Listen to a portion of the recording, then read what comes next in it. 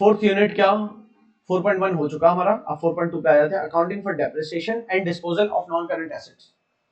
कब से हम डेप्रिसिएशन के काफी दफा डेप्रिसिएशन का जिक्र हो चुका है, इसकी एंट्री भी आप लोग को पता है, depreciation expense debit allowance for depreciation credit.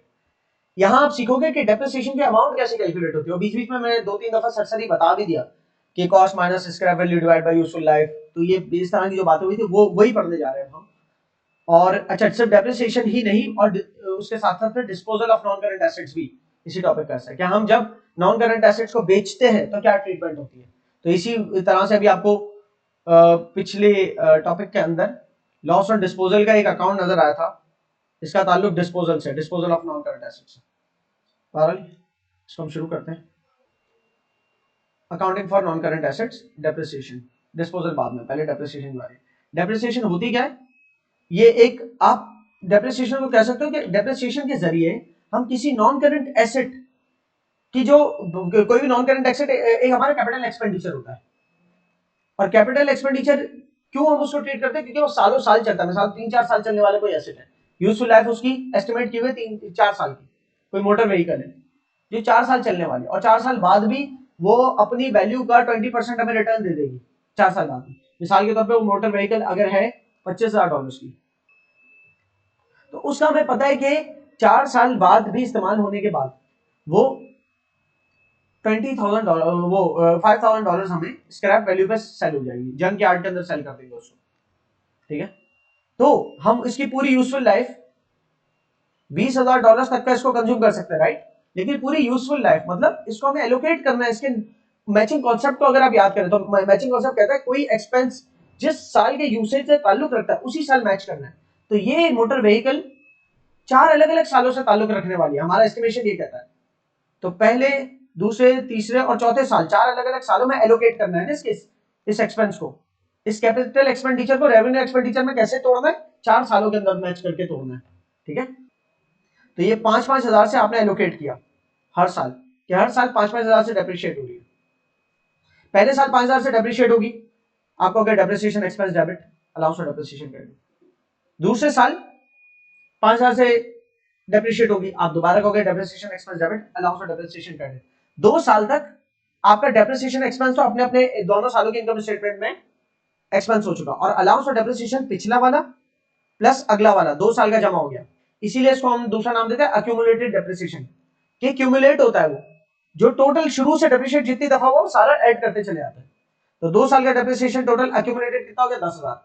फिर तीसरे साल दोबारा डेप्रिशिएट किया, depreciation expense debit allowance for depreciation credit 5,000 से एंट्री बनाई। पिछले 2 सालों का जो टी अकाउंट अक्यूमुलेटेड डेप्रिसिएशन का टी अकाउंट होगा उसमें ब्रॉट डाउन होगा 10,000, और उसमें फिर 5,000 एक और ऐड हो जाएगा, तो 15,000 तक एक्यूमुलेट हो गया। फिर इसी तरह आखिरी साल 5,000 और एक्यूमुलेट हो जाएगा, तो 20,000 तक एक्यूमुलेट पहुंच चुका होगा। तो 5वें साल के आखिर में 25,000 की कॉस्ट में से 20,000 का एक्यूमुलेटेड डेप्रिसिएशन जब माइनस करोगे चौथे साल के आखिर में, ठीक है, तो 5,000 बचेगी आपकी नेट बुक वैल्यू, और ये वही नेट बुक वैल्यू जो हमारी क्या है, स्क्रैप वैल्यू। वो जो आखिरी बच रही है ना वही स्क्रैप वैल्यू, 25 में से 20 माइनस किए, क्योंकि 20 ही थे जो हम 4 साल तक कंज्यूम कर पाते हैं, सही। तो 5वें साल जो आखिरी बची रही है वो हमारी चौथे साल के आखिर में जो बची रही है आखिरी 5,000 वो स्क्रैप वैल्यू। ये कंफ्यूजिंग इसलिए हो सकता है क्योंकि ये ऊपर भी 5-5 हजार लिखा है और यहाँ भी 5,000 लिखा है। 12 या चलो अगर ये 5 साल की लाइफ होती, 4 की जगह 5 साल की लाइफ होती, तो हर साल 4-4 हजार से डेप्रिशिएट होती, राइट। तो 20,000 ही बनती ना, और फिर अब 4-4 हजार वहां पर हर साल डेप्रिशिएट हो रही है, और एंड में 4-4 हजार भी 5 साल तक डेप्रिशिएट होने के बाद 5वें साल के आखिर तक 20,000 तक का आप डेप्रिशिएट कर चुके हो टोटल, एक्यूमुलेटेड डेप्रिसिएशन ये है, ठीक है। और जब कॉस्ट में से एक्यूमुलेटेड डेप्रिसिएशन माइनस करते हैं तो बुक वैल्यू आती है। इस बात को ध्यान में रखते हुए बता रहे हैं कि depreciation is the systematic allocation, allocation मतलब एलोकेट करना, कि जो जिससे ताल्लुक रखता है उससे एलोकेट, उसको वो दिया जाए, एलोकेशन इसे कहता है, systematic allocation of the cost of a tangible non current asset. इसमें टेंजिबल का लफ्ज क्यों लिखा, सिर्फ नॉन करंट एसेट लिख देता, क्योंकि सिर्फ नॉन करंट एसेट में तो फिर इंटेंजिबल भी आ जाते हैं, और इंटेंजिबल एसेट्स के लिए डेप्रिसिएशन का लफ्ज नहीं एमोर्टाइजेशन का लफ्ज यूज होता है, यहाँ डेप्रिसिएशन के लफ्ज की बात हो रही है। तो डेप्रिसिएशन का लफ्ज ताल्लुक रखता है टेंजिबल नॉन करंट एसेट से, वो जिन्हें छुआ जा सकता है ऐसे non current asset. The cost of tangible non current asset को एलोकेट करते हैं ओवर इट्स यूजफुल लाइफ, तोड़ते हैं उसको उसकी useful life. This process recognises, क्यों करते हैं प्रोसेस, ताकि हम रिकॉग्नाइज कर सके वेयर एंड टेयर को, कि कोई चीज यूज कर रहे हैं, उसकी वैल्यू गिर रही है, वो ऑब्सोलीट हो रही है वक्त के साथ साथ, वो एग्जॉस्ट हो रही है, पुरानी हो रही है चीज, वो पेरिशेबल, मतलब अगर मिसाल के तौर पे आपका कोई ऐसा नॉन करंट एसेट है जो कि पेरिशेबल है, मिसाल के तौर पे एक कैटल फार्म के लिए उसकी गाय जो है, जितनी भी काउ कैटल्स है, वो उसके लिए एसिड नॉन करंट एसिड है, लेकिन वो काउ वक्त के साथ साथ उम्र बढ़ती जाएगी तो समझ मतलब अपनी उनकी क्वालिटी या मिल्किंग या उनका मिल्क यील्ड जो उनमें से मिल्क निकलता है कम होता जाएगा, दैट्स पेरिशेबिलिटी। अच्छा, काउ जो मैंने बताया बायोलॉजिकल एसेट्स में आता है, इसके ऊपर भी पूरा एक अकाउंटिंग स्टैंडर्ड अलग से आ रहा है। तो पेरिशेबिलिटी, वेयर एंड टेयर और ऑब्सोलीट हो रही है कोई चीज, एग्जॉस्ट हो रही है, इन सारी बातों को रिकॉग्नाइज करने के लिए हम डेप्रिशिएट के रजिस्ट्रेशन के नाम से एक्सपेंस आउट कर देते हैं नॉन करंट एसेट को, वरना तो जरूरत ही ना पड़े। एक ऐसी चीज है जो डेप्रिशिएट नहीं होती, वो है लैंड। लैंड की डेप्रिसिएशन नहीं करते, क्योंकि लैंड तो लैंड ही रहना है। क्यों? बिल्डिंग पुरानी नहीं हो जाती, बिल्डिंग डेप्रिशिएट होती है, लैंड डेप्रिशिएट नहीं होता। लैंड वही अपनी लैंड, क्या उसके ऊपर बिल्डिंग खड़ी है, लैंड किस तरह कम हो जाएगा? वो तो एक फ्लैट पीस ऑफ लैंड है। क्लियर? अनलेस के लैंड के अंदर भी आप अगर कोई एग्रीकल्चरल फार्म वाला लैंड है जिसमें आप कहते हो मेरे लैंड के अंदर फर्टिलिटी की सारी जान है, वक्त के साथ इसके अंदर फर्टिलिटी कम हो रही है अगर लैंड के अंदर, तो फिर आप कहोगे हाँ ठीक है, फिर इस तरह का लैंड जो फर्टिलिटी वाइज देख की नजर से देखा जाता है, उसको कह सकते हो कि ओवर द टाइम वो डिप्लीट हो रहा है अपनी वैल्यू में। लेकिन एक फ्लैट लैंड जहां पर बिल्डिंग खड़ी होनी है, तो वो तो डेप्रिशिएट नहीं होता, ठीक है। लेकिन इसके अलावा जो भी नॉन करंट एसेट्स हैं मोस्टली वो डेप्रिशिएट होते हैं। So most non current assets gradually lose their value during their usage, ठीक है। और उस चीज को अकाउंट फॉर करने के लिए हम डेप्रिसिएशन करते हैं। अगर उस चीज को अकाउंट फॉर नहीं किया, failing to account for this can misleading in financial information, कि आपकी फाइनेंशियल स्टेटमेंट्स गलत बन सकती है, ठीक है। क्योंकि 5वें साल में अचानक से झटका लगा शेयर होल्डर को, कि अचानक से कितना मिलियंस ऑफ डॉलर्स का एसेट हमारा खत्म हो गया। पता है भाई 5 साल से यूज कर रहे हैं, तो 5वें साल ही क्यों खत्म किया? हर साल अगर थोड़ा थोड़ा एक्सपेंस आउट करते तो माइंड बना रहता ना शेयर होल्डर्स का भी। क्लियर हो गया? अच्छा, मेथड्स ऑफ डेप्रिसिएशन, यार ये एक आपको फ्लो चार्ट दिखाया हुआ है बना के, तो इसके हवाले से मैं थोड़ा सा बता देता हूँ, इसके अंदर ज्यादा डिटेल में नहीं जाऊंगा क्योंकि जब रिवैल्यूएशन मॉडल पे आएंगे तब इसका जिक्र फिर भी किया जा सकता है। प्रॉपर्टी प्लांट एंड इक्विपमेंट का इनिशियल रिकॉग्निशन जो है ना, फर्स्ट टाइम जब प्रॉपर्टी प्लांट एंड इक्विपमेंट खरीदा जा रहा है तो उसको हिस्टोरिक कॉस्ट कॉन्सेप्ट के ऊपर चलते हुए उसको उसकी कॉस्ट के ऊपर रिकॉर्ड करते हैं, जितने का लिया है हमने वो। तो पहली रिकॉग्निशन क्या होती है? कॉस्ट पे होती है। फिर हर साल के एंड पे जो प्रॉपर्टी प्लांट एंड इक्विपमेंट की वैल्यू, जो बुक वैल्यू हमारी बुक्स में अकाउंट्स में रहती है, वो कौन सी सब्सिक्वेंट वैल्यू होती है? वो सब्सिक्वेंट वैल्यू क्या होती है? पहली वैल्यू तो कॉस्ट है, सब्सिक्वेंट वैल्यू होती है कॉस्ट में से कोई अमाउंट डिडक्ट होता है, कुछ डिडक्ट होता है, और वो क्या डिडक्ट होता है? डेप्रिसिएशन डिडक्ट होती है।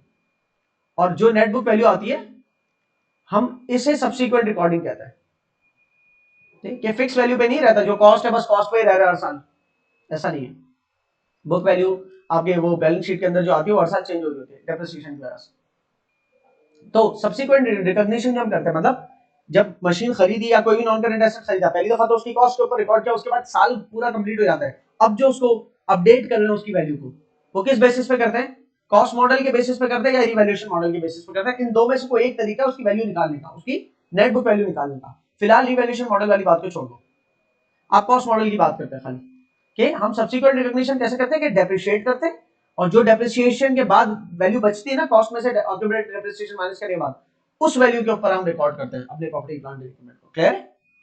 ये भी फ्लो चार्ट कह रहा है। अकाउंटिंग ट्रीटमेंट क्या है डेप्रिसिएशन की? कुछ स्टेप्स दिए हुए हैं। सबसे पहले डेप्रिसिएशन का अमाउंट कैलकुलेट करना है। कैसे कैलकुलेट करना है? उसके मेथड में आपको दो मेथड ध्यान में रखने हैं, स्ट्रेट लाइन मेथड और रिड्यूसिंग बैलेंस मेथड, या डिक्लाइनिंग मेथड भी कह सकते हैं। इसके 3-4 नाम है, diminishing method, declining method, reducing balance method. ये नाम आप समझ जाओगे इसके क्यों है, अभी आगे बढ़ोगे। तो एक मेथड तो ये है, मोस्ट कॉमनली ये कहलाता है रिड्यूसिंग बैलेंस मेथड, ठीक है ना। तो एक मेथड तो ये रिड्यूसिंग बैलेंस मेथड, और एक है स्ट्रेट लाइन मेथड। और अभी जो मैं मिसालें जब से दे रहा हूं ना, वो स्ट्रेट लाइन मेथड की दे रहा था, कि डिवाइड बाय यूजफुल लाइफ कर दिया, ठीक है ना, वो स्ट्रेट लाइन मेथड की मिसाल थी। बहरहाल तो पहले डेप्रिसिएशन की अमाउंट कैलकुलेट करते हो कि कितने से डेप्रिशिएट हुआ एक नॉन करंट एसेट, वो आप डिपेंड, वो अमाउंट कैसे कैलकुलेट होगी डिपेंड करता है कौन सा मेथड यूज कर रहे हो उसके ऊपर। अच्छा, वो एक दफा अमाउंट कैलकुलेट कर ली, उसके बाद उसको इनकम स्टेटमेंट में रिकॉर्ड करते हो उस डेप्रिसिएशन को, मतलब पहले एंट्री बनाते हो, एक्चुअली पहले एंट्री बनाते हो, वो एंट्री आपको इनकम स्टेटमेंट तक लेके जाती है। जरूरी तो इनकम स्टेटमेंट के अंदर एंट्री मतलब ये बुक है, बुक्स ऑफ प्राइम एंट्री वाली एंट्री नहीं है, इनकम स्टेटमेंट तक पहुंचाते हैं हम उस डेप्रिसिएशन को। जब हमने डेप्रिसिएशन की अमाउंट कैलकुलेट कर ली होगी तो हमने एडजस्टिंग एंट्रीज के वक्त एक एंट्री बनाएगी depreciation expense debit allowance for depreciation credit, और जो भी अमाउंट होगी ना वो जो हमने निकाली होगी वो अमाउंट लिख दी होगी डेबिट कार्ड पे। फिर वो एडजस्टेड ट्रायल बैलेंस में हमारे पास से वो डेप्रिसिएशन एक्सपेंस और अलाउंस फॉर डेप्रिसिएशन ये दोनों एस्पेक्ट्स हमारे एडजस्टेड ट्रायल बैलेंस में गए होंगे। ठीक है, तो डेप्रिसिएशन एक्सपेंस और अलाउंस फॉर डेप्रिसिएशन जब भी ट्रायल बैलेंस में गए होंगे तो उसमें ट्रायल बैलेंस से होते हुए ये वाला अमाउंट बैलेंस शीट में चला जाएगा और ये वाला अमाउंट इनकम स्टेटमेंट में चला जाएगा। क्लियर होगी? तो यहाँ यही बोला है कि इनकम स्टेटमेंट के अंदर आप रिकॉग्नाइज करेंगे डेप्रिसिएशन एक्सपेंस को। फिर बता रहा है अलाउंस और डेप्रिसिएशन की बारी आती है। अलाउंस और डेप्रिसिएशन के साथ एक खासियत है, देखो डेप्रिसिएशन एक्सपेंस तो हर साल के हर साल उसी साल का गिना जाता है खाली, लेकिन अलाउंस और डेप्रिसिएशन पिछले सालों में भी जो हुआ उस सबको मिला के लिखते हैं। ठीक है, इसके टी अकाउंट भी अगर मैं आपको बताऊं तो कुछ इस तरह से होंगे। लेट्स सपोज ये डेप्रिसिएशन एक्सपेंस का टी है, लेट्स सपोज ये अलाउंस और डेप्रिसिएशन का टी है। ज्यादा लंबा बना रहा हूं अलाउंस का, समझ जाओगे क्यों। अलाउंस फॉर डेप्रिसिएशन, जबकि ये डेप्रिसिएशन एक्सपेंस का टी।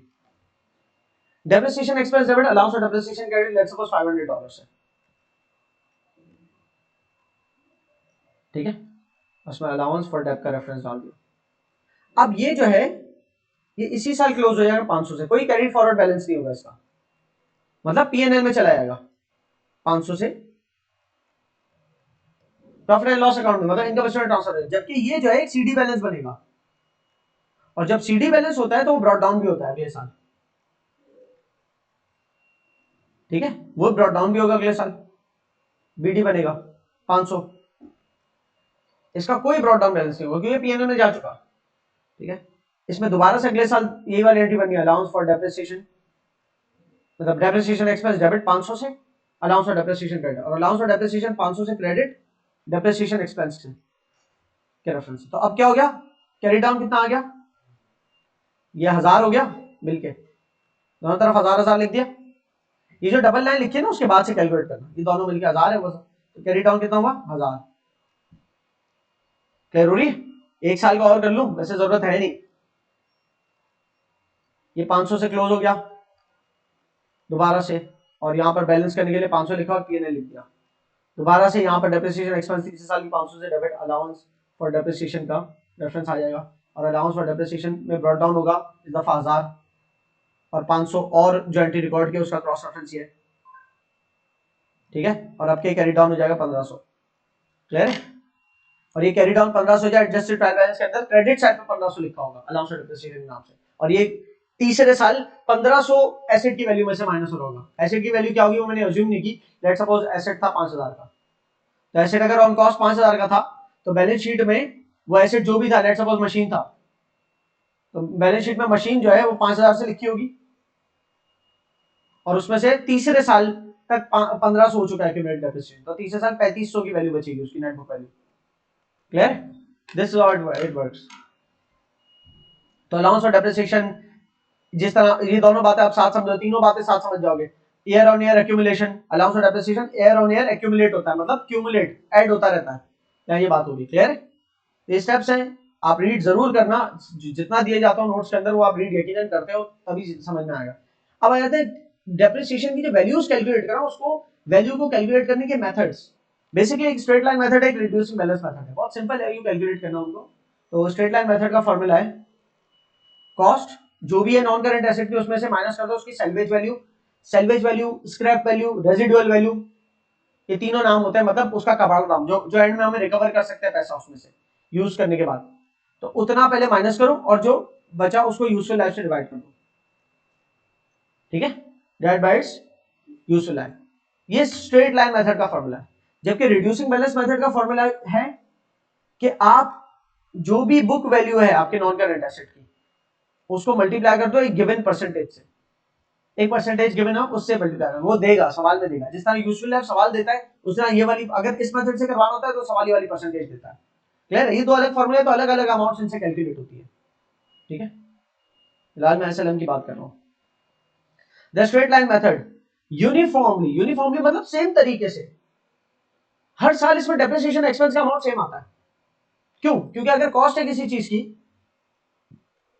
5000, चाहिए उसकी स्क्रैप वैल्यू है 2000 और उसकी यूजफुल लाइफ है 6 साल, ठीक है, कितनी है एस्टिमेटेड यूजफुल लाइफ।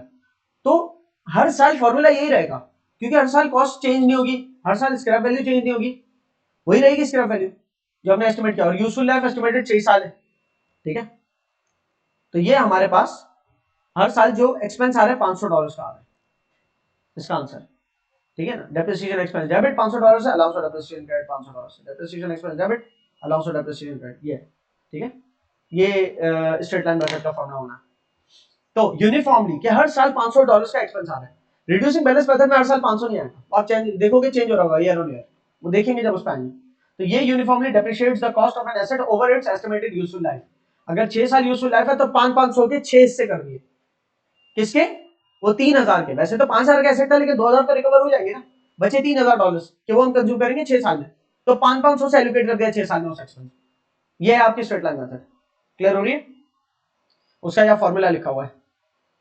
अच्छा, स्ट्रेट लाइन मेथड को स्ट्रेट लाइन मेथड क्यों कहते हैं, उसकी वजह यहां पर अभी आएगा आगे ग्राफ, कि उसके डेप्रिसिएशन एक्सपेंस की भी स्ट्रेट लाइन बनती है, और उसके अलाउंस और डेप्रिसिएशन की भी स्ट्रेट लाइन, वो उसके नेट बुक वैल्यू की भी स्ट्रेट लाइन बनती है। देखो यहां पर इस सवाल के अंदर जब पहुंचोगे तो आप देखो कि पहला साल हो, दूसरा साल हो, तीसरा, चौथा, पांचवा, जो भी साल हो, इसका डेप्रिसिएशन एक्सपेंस 1,24,000 ही आ रहा है हर साल।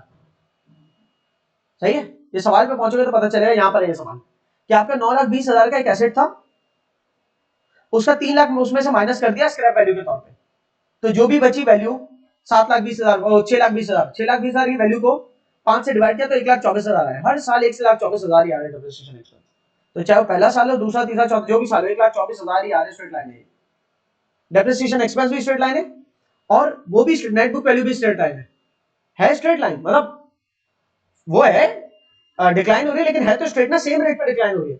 पहले साल जो भी उसकी वो थी क्या कहते हैं कॉस्ट थी, उसमें से 9 लाख में से 1,24,000 माइनस किया तो इतना बचा, फिर इसमें से 1,24,000 माइनस किया, हर साल 1,24,000 से कम हो रहा है।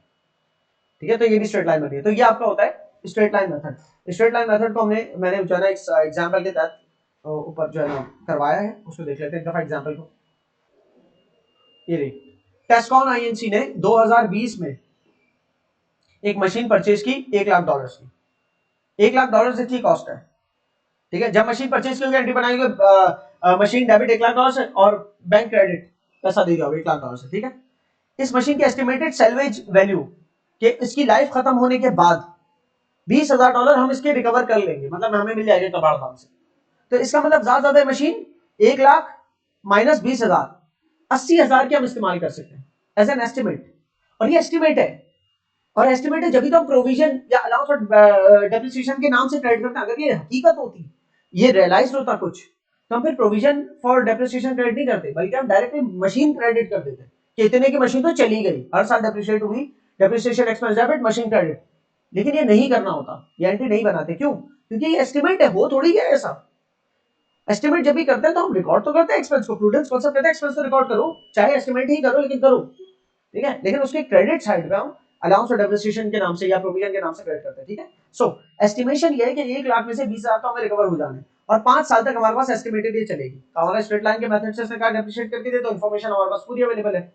कॉस्ट माइनस 20,000 सर्विस वैल्यू, 80,000 को डिवाइड बाय 5 करेंगे तो 16,000 रुपए जो हमारी डेप्रिशिएट, और हर साल ये 16,000 ही डेप्रिशिएट होगी। इसीलिए मैंने एंट्री 5 साल की अलग अलग नहीं बनाई, एक ही एंट्री बना दी, हर साल बस ये डेट चेंज होगी। 2020 है यहाँ, 31 दिसंबर 2021, 31 दिसंबर 2022, 2023, 2024। ठीक है, 2024 तक जाएगी, 2020 को भी गिनो ना, ये भी तो एक साल है, 20, 21, 22, 23, 24, 5 साल। तो यही एंट्री बननी है, 16,000 से डेबिट डेप्रिसिएशन एक्सपेंस, अलाउंस और डेप्रिसिएशन 16,000 से क्रेडिट। वो गलती से अलाउंस को बढ़ा मत देना, पता चला दूसरे साल आप कर रहे हो तो उधर में दूसरे साल तक तो अलाउंस और डेप्रिसिएशन 32,000 से क्रेडिट नहीं हो जाएगा, 16,000 से क्रेडिट होगा। वो पिछला 16,000 टी अकाउंट में खड़ा हुआ है, वो ब्रॉट डाउन होगा, नया 16,000 उसमें ऐड होगा। आप अगर यहाँ 32 डाल दोगे तो पिछले 16 में 32 ऐड होगे तो ज्यादा हो जाएगा, याद रखो, डिसबैलेंस अलग हो जाएगी एंट्री। 16 से डेप्रिसिएशन एक्सपेंस डेबिट और अलाउंस और डेप्रिसिएशन 32 से अपनी होशियारी से क्रेडिट कर रहे हो, क्योंकि 2 साल का है। पहले तो एंट्री डिसबैलेंस। दूसरी बात ये कि आप अलाउंस का 2 साल का टेंशन आपने नहीं लेना, अपने टी अकाउंट के अंदर ब्रॉट डाउन होकर आ रहा है वहां पर। आपने सिर्फ यहाँ पर एंट्री बनाओगे 16,000 से अलाउंस और डेप्रिसिएशन क्रेडिट, तो नेचुरली इसको टी अकाउंट में जब लेके जाओगे तो वहां पहले से 16,000 खड़ा होगा ब्रॉट डाउन की सूरत में। आप इसको ऐड करोगे 32 हो जाएगा कैरी डाउन। बहरहाल तो फिलहाल तो मैं पहले साल की बात कर रहा हूँ, इसमें तो अभी मशीन आई है, 16,000 से डेबिट क्रेडिट, उसके बाद फिर दूसरे, तीसरे, चौथे, पांचवे सेम एंट्री बने 500 साल। फिर आपको इनकम स्टेटमेंट का एक एक्सट्रैक्ट मिल रहा है, डायरेक्ट इनकम स्टेटमेंट नहीं बनती, जाहिर है ये एंट्री के बाद एडजस्टेड ट्रायल बैलेंस बनता है, फिर वहां से इनकम स्टेटमेंट के लिए मटेरियल उठाते हैं। तो इनकम स्टेटमेंट में कौन सा एस्पेक्ट जाता है? डेप्रिसिएशन एक्सपेंस वाला एस्पेक्ट इनकम स्टेटमेंट में जाता है 16,000। और एक्यूमुलेटेड डेप्रिसिएशन वाला एस्पेक्ट किसमें जाता है? बैलेंस शीट में। तो ये बैलेंस शीट को एक जूम करके उसका एक एक्सट्रैक्ट दे दिया कि बैलेंस शीट के नॉन करेंट एसेट्स में रहते हुए आपको मशीन नजर आएगी 1 लाख की, 1 लाख की। अच्छा यहां भी एक और बता दूं, एक गलती ये मत कर देना कि मशीन को आप 1 लाख की जगह 80,000 का लिख लो। ओ नो भाई, वो सिर्फ डेप्रिसिएशन कैलकुलेट करने के लिए आपने आर्जी तौर पर खत्म किया था। चीज तो आपके पास 1 लाख की रखी है ना, सही है? तो 1 लाख की चीज ली हुई आपने, 1 लाख की चीज है, सही है? अब उसमें से एक्यूमुलेटेड डेप्रिसिएशन 48,000 की माइनस हो रहा है, क्योंकि ये तीसरे साल का कर रहा हूं मैं, 2022 का कर रहा हूं। तो अगर 2022 की नजर से भी देखते हैं ना, इसको आर्जी तौर पे 2022 लिख दो, तो एंट्री तो ये बनी थी 16 से डेबिट 16 से क्रेडिट। लेकिन 2022 तक पहुंचते हुए 2020, 21 और 22 3 साल के 12,000 जमा हो चुके, 16,000 जमा हो चुके होते। तो डेप्रिसिएशन एक्सपेंस गोया 16,000 से ही दिखता, लेकिन एक्यूमुलेटेड डेप्रिसिएशन जो है ना, वो 48,000 तक पहुंच चुका होता। तो 3 दफा वो ब्रॉड डाउन, 2 दफा ब्रॉड डाउन हो चुका है, और तीसरे साल की फिर डेप्रिसिएशन और ऐड हुई। तो तीसरे साल के इख्तिताम पे जो कैरिड आउट बैलेंस आ रहा था 48,000, ठीक है? तो वो एक्यूमुलेटेड डेप्रिसिएशन माइनस किया मशीन में से, तो बस नेट बुक वाली मशीन की क्या 52,000। इसी तरह अगले साल ये 1 लाख में से जो माइनस होगा 16 और 64,000 माइनस होगा, क्योंकि 48,000 प्लस 16,000 64। तो 1 लाख में से 64 जाएगा, तो अगले साल 36,000 नेट बुक वैल्यू बनेगी। फिर एक और दफा 16,000 जब माइनस होगा आखिरी साल 5वें साल, तो 1 लाख में से 80,000, 1 लाख में से 80,000, क्योंकि 64 प्लस 16 80,000 होता है। 1 लाख में से 80,000 जब माइनस हो जाएगा तो 20,000 बचेगा, और ये 20,000 आखिरी 5वें साल के आखिर में जो बचा वो किसे रिप्रेजेंट कर रहा है? स्क्रैप वैल्यू, जब वो 5वें साल की बात है। और 5वां साल होगा 2022 तीसरा साल है ना, तो चौथा साल 23, 5वां साल 2024 होगा। तो मैंने सिर्फ एक एक्सट्रैक्ट बना के आपको दिखाया, ठीक है? आप चाहो तो 5वें उसका बना सकते हो 2024 का extract. Reducing balance method, reducing balance method ये दूसरा मेथड है। स्ट्रेट लाइन की बात हो चुकी है। स्ट्रेट लाइन मेथड से हम डेप्रिसिएशन की वैल्यू कैसे निकालते हैं? फॉर्मूला बता दिया गया, cost minus scrap value divide by useful life. तो उस साल की डेप्रिसिएशन एक्सपेंस निकालते हैं। क्लियर? इसमें और ज्यादा कोई कहानी नहीं करनी। एक कहानी कर सकते हैं ज्यादा कि अगर कंपनी की पॉलिसी ये नहीं है कि पूरे साल की डेप्रिसिएशन चार्ज करनी है, तो अगर साल के बीच में खरीदा हुआ है ना आपने कोई नॉन करंट एसेट, तो जितने महीने के लिए पहले साल वो आपके पास था ना, सिर्फ उतने महीने की डेप्रिसिएशन चार्ज करनी है। लेट्स सपोज 16,000 वाले केस में अगर ये हमने हमारे बिजनेस में ये 9 महीने सिर्फ चला, मतलब हमारे बिजनेस का अकाउंटिंग है 1 जनवरी से स्टार्ट हो रहा है 2020 से, और खत्म हो रहा है 31 दिसंबर 2020 को। लेकिन ये मशीन जो मैंने खरीदी थी, ये 16,000 की नहीं थी, सॉरी 1 लाख की थी, 16,000 डेप्रिसिएशन है। ये जो $1 लाख की मशीन खरीदी थी मैंने, ठीक है? ये मैंने खरीदी मिसाल के तौर पे 1 अप्रैल को, पहली या दूसरी तीसरी चौथी जो भी, अप्रैल का महीना गिनना है मतलब मुझे, 4 अप्रैल को, 4 अप्रैल 2020 को खरीदी। तो पहला दूसरा तीसरा महीना तो नहीं अकाउंटिंग पीरियड का नहीं आया ना मेरे हाथ में, उसको तो सिर्फ 9 ही महीने आए। 4 अप्रैल का मतलब अप्रैल को गिनेंगे, अप्रैल मई जून जुलाई अगस्त सितंबर अक्टूबर नवंबर दिसंबर, 9 महीने मेरे पास आए। अभी 1 लाख की चीज जो मैंने ली थी माइनस 20,000 उसकी scrap value divide by useful life 5 साल, तो 16,000 पूरे साल की डेप्रिसिएशन आ रही है। लेकिन वो 16,000 जो पूरे साल की डेप्रिसिएशन आ रही है उसको डिवाइड करूंगा 12 महीने से और मल्टीप्लाई करूंगा सिर्फ 9 महीने से, मुझे सिर्फ 9 महीने की डेप्रिसिएशन चार्ज करनी है पहले साल, ठीक है? जो कि बनती है 12,000, ठीक है? तो डेप्रिसिएशन एक्सपेंस डेबिट 12,000 से, अलाउंस फॉर डेप्रिसिएशन क्रेडिट 12,000 से पहले साल। तो पहले साल और दूसरे साल की डेप्रिसिएशन में फर्क आ सकता है। पहले साल 12,000 है, दूसरे साल 16, क्योंकि दूसरा साल तो पूरा साल होगा ना, पहले साल सिर्फ 9 महीने चलाई, दूसरे साल पूरा साल चलाई। तो आपको स्ट्रेट लाइन मेथड ही नहीं रहा, पहले साल 12,000 आ रहे दूसरे साल 16, भाई स्ट्रेट लाइन मेथड क्यों नहीं रहा? पहले साल सिर्फ 9 महीने की 12,000, अगर पूरे 12 महीने की वो होती तो 16 ही होती, दूसरे साल पूरे साल की है वो 12। तो ज्यादा आपके पास ये थोड़ी बहुत पेचीदगी आ सकती है, वरना डेप्रिसिएशन एक्सपेंस का आपने अमाउंट कैलकुलेट करना तो सीखना है स्ट्रेट लाइन मेथड के जरिए। आप जब सॉल्व कर, आप मतलब नोट से इसको सॉल्व करोगे तो आपके लिए ज्यादा आसान होगा करना। अब आ जाते हैं रिड्यूसिंग बैलेंस मेथड पे। रिड्यूसिंग बैलेंस मेथड जो है वो परसेंटेज को खाते में लेता है, ठीक है? और किसको, मैंने कॉस्ट नहीं लिख पाया, स्ट्रेट लाइन मेथड में कॉस्ट माइनस स्क्रैप मिलता है, इसके अंदर है net book value multiplied by percentage. इसके अंदर डेप्रिसिएशन एक्सपेंस कैसे निकलता है? Net book value multiplied by percentage, जो भी डेप्रिसिएशन की परसेंटेज दी है। तो रिड्यूसिंग बैलेंस मेथड के जरिए अगर आपने डेप्रिसिएशन की अमाउंट कैलकुलेट करनी है, डेप्रिसिएशन एक्सपेंस की अमाउंट, तो होती है net book value multiplied by certain percentage. So already हमने स्ट्रेट लाइन मेथड और reducing balance method cover up कर लिया, ठीक है? Cost minus scrap value divided by useful life. तो डेप्रिसिएशन आ जाती है 1 साल की, depreciation expense debit, allowance for depreciation credit. ठीक है, जिसमें डेप्रिसिएशन एक्सपेंस पीएनएल में क्लोज हो जाता है और allowance for depreciation carry forward हो रहा होता है ईयर ऑन ईयर। क्लियर है? अच्छा, 9,20,000 पहले दिन जो कॉस्ट है उसमें से कभी भी आप अक्यूमुलेटेड डेप्रिसिएशन माइनस करोगे तो उस साल की नेट बुक वैल्यू आ जाएगी। तो 9,20,000 में से 1,24,000 पहले साल का अक्यूमुलेटेड तो 1,24,000 ही है, तो 796 बची। दूसरे साल दोबारा एंट्री बनी 1,24,000 से depreciation expense debit, allowance for depreciation 1,24,000 से क्रेडिट। यही एंट्री हर साल बनती रहेगी। तो दूसरे साल पिछले साल के 1,24 में अगले साल का 1,24 अगले साल की डेप्रिसिएशन एक्सपेंस ऐड हो गए तो अक्यूमुलेटेड कहां पहुंच गया 248,000 पे। ठीक है, तो उसकी डबल एंट्री अगर मैं दिखाऊं क्या होती है, वो ये होती है। डबल एंट्री तो आपने देख ली ऊपर डेबिट क्रेडिट वाली, लेकिन अगर डीटी अकाउंट में देखो तो ऐसी होगी, डेप्रिसिएशन एक्सपेंस डेबिट, ठीक है ना, और अलाउंस फॉर डेप्रिसिएशन क्रेडिट 1500 से। ये दोबारा हो रहा है डेप्रिसिएशन एक्सपेंस डेबिट, पहला वाला फर्नीचर फिक्सचर्स का है, दूसरा मशीनरी एंड इक्विपमेंट का है। तो मैंने अभी सिर्फ फर्नीचर एंड फिक्सचर्स का क्यूरेट डेप्रिसिएशन बनाया ना, तो 1500 से डेप्रिसिएशन एक्सपेंस डेबिट और 1500 से अलाउंस फॉर डेप्रिसिएशन क्रेडिट। जबकि जितने भी डेप्रिसिएशन एक्सपेंसेस डेबिट हो जाए उनका क्रेडिट जो है वो जिसका अलाउंस है उसका टी क्रेडिट होगा, लेकिन सबके लिए डेप्रिसिएशन एक्सपेंस तो एक ही अकाउंट है डेबिट होने के हवाले से। ठीक है ना, चाहे वो अक्यूमुलेटेड डेप्रिसिएशन मशीन का हो, अक्यूमुलेटेड डेप्रिसिएशन फर्नीचर का हो, अक्यूमुलेटेड डेप्रिसिएशन ऑफिस इक्विपमेंट का, किसी का भी हो, उन सबके अलग अलग टी बनेंगे अक्यूमुलेटेड डेप्रिसिएशन के, लेकिन उन सबके डेबिट पे डेप्रिसिएशन एक्सपेंस होगा। ठीक है, सो अब ये जो एक मिसाल के तौर पे जो अलाउंस का टी बना, allowance for depreciation furniture fixers का 1500 से क्रेडिट हो रहा है और क्रॉस रेफरेंस डेप्रिसिएशन एक्सपेंस है। ठीक है ना, तो यहाँ डेप्रिसिएशन एक्सपेंस क्या हो रहा है, इसके देख के क्या लगता है डेबिट हो रहा है, क्योंकि यहाँ पर क्रेडिट पे भले लिखा हो लेकिन वो क्रॉस रेफरेंस है, वो डेबिट हो रहा है।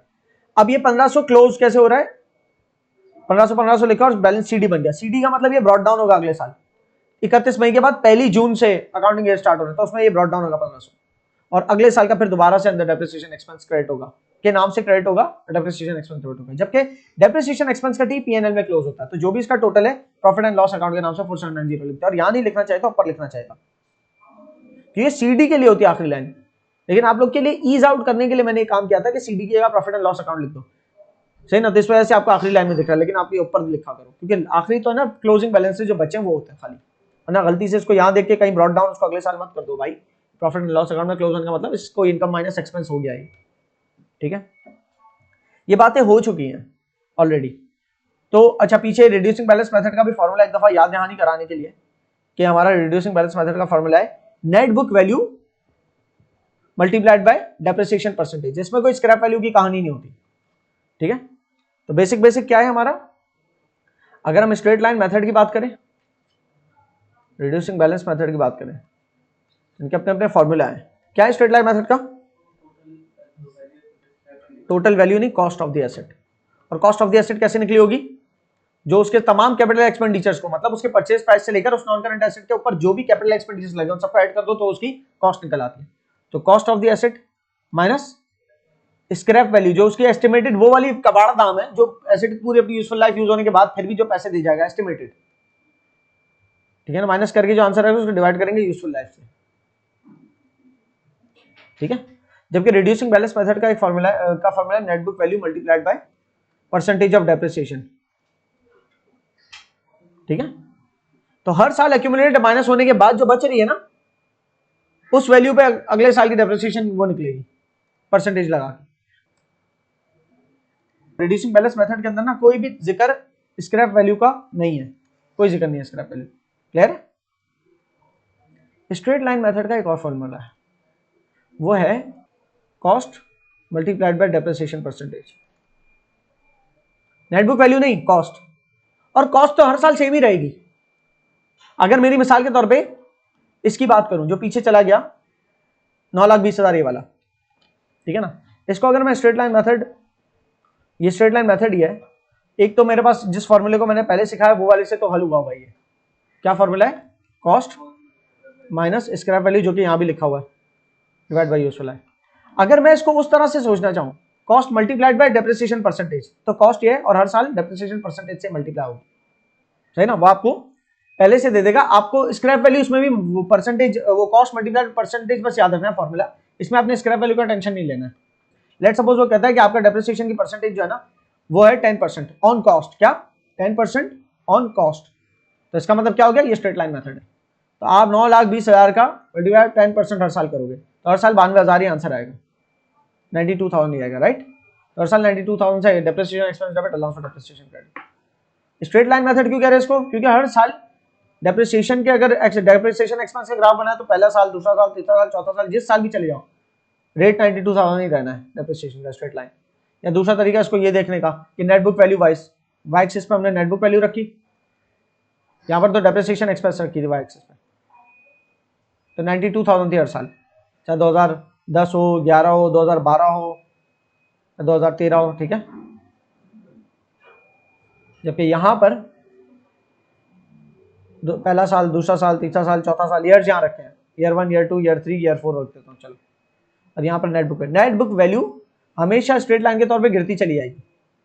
पहले साल 9-20 होगी, फिर 92,000 कम होगी, 92,000 इस तरह से कम होते होते ऐसे स्ट्रेट लाइन के तौर पे गिरेगी। लेकिन रिड्यूसिंग बैलेंस मेथड पे एक कर्व बनता है, रिड्यूसिंग बैलेंस मेथड पे स्ट्रेट लाइंस नहीं आती, ना तो डेप्रिसिएशन एक्सपेंस की स्ट्रेट लाइन आती है, ना तो नेट बुक वैल्यू की स्ट्रेट लाइन आती है। रिड्यूसिंग बैलेंस मेथड पे किस तरह से, देखो ये देख रहे हो, डेप्रिसिएशन एक्सपेंस की स्ट्रेट लाइन है स्ट्रेट लाइन मेथड में, और स्ट्रेट लाइन मेथड में नेट बुक वैल्यू भी एक स्ट्रेट लाइन के तौर पे गिरता चला जा रहा है, सीधी लाइन के तौर पे, हर साल सेम अमाउंट से गिर रहा है।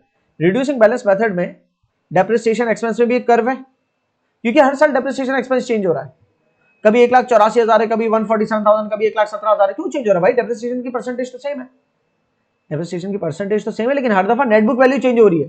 पहली दफा जो कॉस्ट थी वही नेट बुक वैल्यू थी, क्योंकि पहले पूरे साल के शुरू में 9,20,000 का पड़ा था एसेट, और पूरे साल के अख्तिताम तक 9,20,000 का जो एसेट है उस पर 20% निकाला, तो क्या 184,000 का इसको इस्तेमाल कर लिया हमने, तो 736,000 बचा, ठीक है ना। अब 736,000 की नेट बुक वैल्यू रखनी है अगले साल की डेप्रिसिएशन निकालने के लिए, उसको मल्टीप्लाई 20% करेंगे, और कभी भी ना इसमें वैल्यू जीरो नहीं आ सकती, क्योंकि हर दफा जो आंसर आता है ना उस आंसर का 20% निकल रहा है, 80% बाकी रहेगा हर दफा, तो कभी जीरो नहीं हो सकती वैल्यू, सही है ना। जबकि उसके अंदर तो जीरो हो सकती थी। स्ट्रेट लाइन मेथड में अगर 2-3 साल और डालते ना, 2 साल और डालते तो 2,24,000 और माइनस हो जाते 3 लाख में से, फिर 3 लाख में से 2,48,000 और माइनस हो जाता है, 3 लाख में से 1,24 माइनस करते, फिर अगले साल एक और दफा 1,24 माइनस करते, तो 2,48,000 माइनस होने के बाद बचती सिर्फ 52,000, उसमें सिर्फ 1,24,000 पूरा माइनस भी नहीं हो सकता था एक साल का, मतलब जीरो हो जाती है। लेकिन इसमें रिड्यूसिंग बैलेंस मेथड में आप जीरो तक नहीं पहुंचते कभी भी, क्योंकि हर दफा जो आपकी नेट बुक वैल्यू आ रही है उसको रख के उसका 20% ले रहे हो डेप्रिसिएशन एक्सपेंस के तौर पे, और पुराने तमाम डेप्रिसिएशन एक्सपेंस जितने अक्यूमुलेट हुए उसमें नया डेप्रिसिएशन एक्सपेंस ऐड करके नया अक्यूमुलेटेड निकालते हो, और जो भी अक्यूमुलेटेड आ रहा है उसको कॉस्ट में से, जो टोटल अक्यूमुलेटेड है उसको कॉस्ट में से माइनस कर देते हो, तो आपका नेट बुक वैल्यू आती है।